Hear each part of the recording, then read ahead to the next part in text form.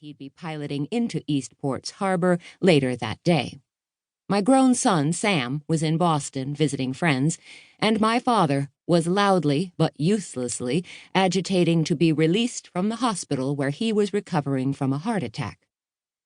So I couldn't use family duties to excuse my not being here at the crack of dawn. Nor did I try. For one thing, I was too busy squinting at that door. "Thanks for calling me," I replied absently instead. "Looks like Morris got the new lock set installed already."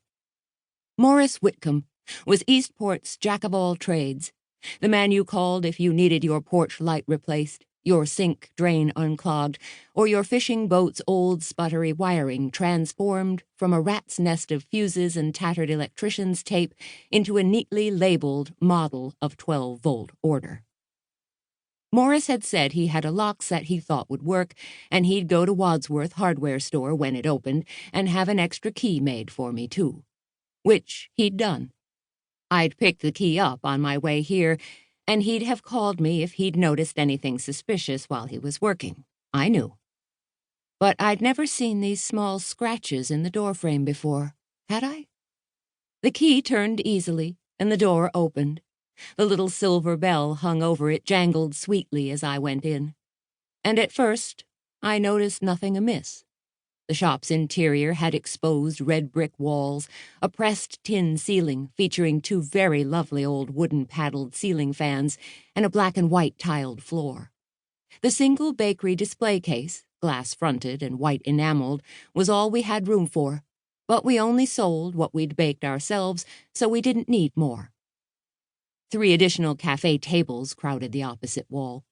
The cash register, now open and empty, the way we always left it, sat on a counter to one side of the display case. And behind that, a door led back to the kitchen.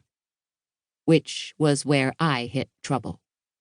My longtime friend and current business partner, Ellie White, had been here baking cookies until late the previous night.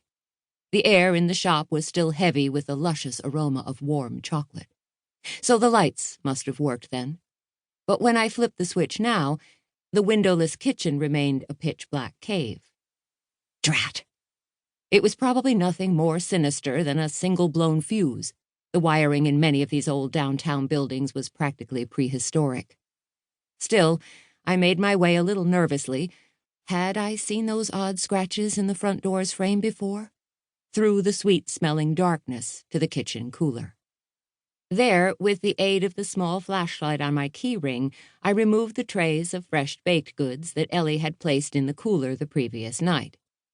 During the ill-lit transfer, I only tripped once over something on the floor that I didn't bother stopping to identify.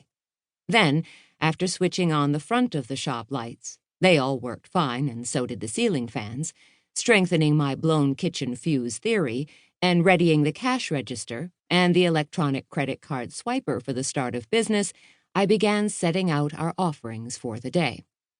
These consisted of chocolate pistachio brownies, cranberry nut chocolate chip cookies, and the pièce de résistance, dark chocolate fudge. Arranged on old blueware plates lined with white paper doilies, the fudge looked so tempting that I nearly grabbed a piece and devoured it myself. But I'd already had a cookie. All right, 2. So I went back outside to watch for Ellie instead. Because the thing was, I didn't want to visit the dark cellar alone. I'd never been down there before. It wasn't included in the shop space we were renting. So I didn't even know for sure where the fuse box was located. And if I ran into anything that I needed quick help with, without her I'd be stuck. But Ellie's arrival wouldn't only clear the way to my fixing that blown fuse.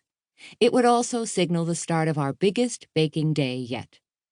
Since our opening a month earlier, we had fabulous success with a small varied menu, chocolate ladyfingers and fresh eclairs one day, whoopie pies and chocolate biscotti the next.